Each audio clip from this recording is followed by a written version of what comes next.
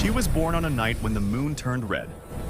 The kingdom celebrated the arrival of a long-awaited princess.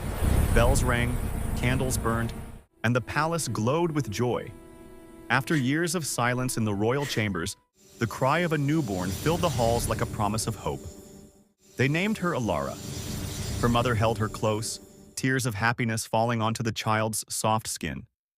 Her father, the king, looked upon her with pride. She was perfect, delicate fingers, peaceful eyes, and a beauty that seemed almost unreal. But joy did not last long. As the final bell rang, the wind suddenly died. The candles flickered, and the doors of the great hall creaked open on their own. An old woman stepped inside.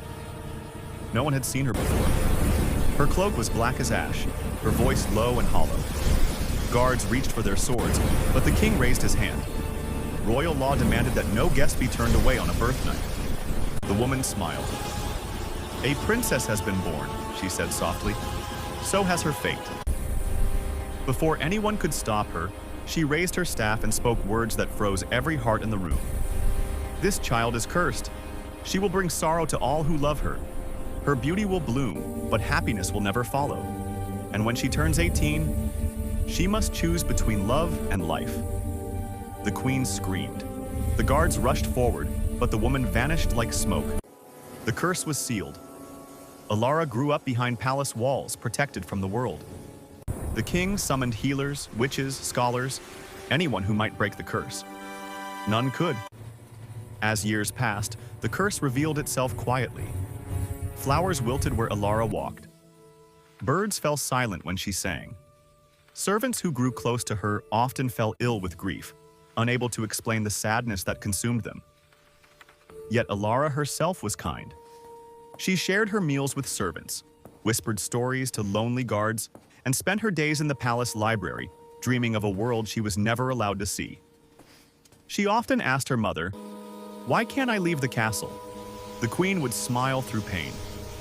"Because the world is cruel, my love." But Alara knew the truth. The world wasn't cruel to her. She was cruel to the world, without meaning to be. On her 18th birthday, the sky darkened once again. That was the day she met Rowan. He was a traveler who had wandered too close to the forbidden forest. Guards brought him before the princess, expecting fear. Instead, Rowan smiled.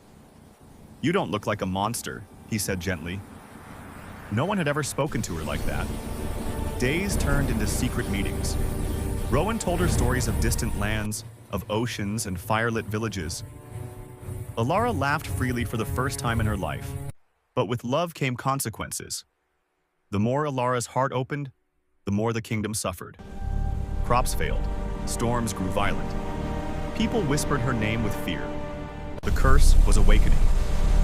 One night, the old woman returned. This time, in Alara's dreams. "The choice is yours," she said. "Love, and the kingdom will fall. Sacrifice yourself, and all will be saved." Alara woke up crying. She went to Rowan and told him everything. The curse, the death, the fate waiting for her. Rowan took her hands. "Then we'll run," he said. "We'll leave this place." But Alara looked back at the sleeping city below her window. This was her people, her home, and she was its curse. At dawn, the palace bells rang, not in celebration, but mourning. Alara walked alone to the ancient altar beyond the forest. No crown, no guards, only silence. As she stepped forward, the curse shimmered around her like chains of light. She whispered Rowan's name one last time, and then she vanished. The sky cleared. The storm stopped. Flowers bloomed across the kingdom.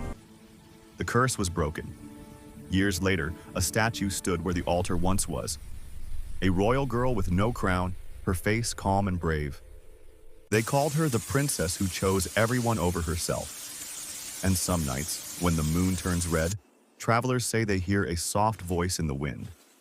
A reminder that some fairy tales are not about happy endings, but about noble sacrifices.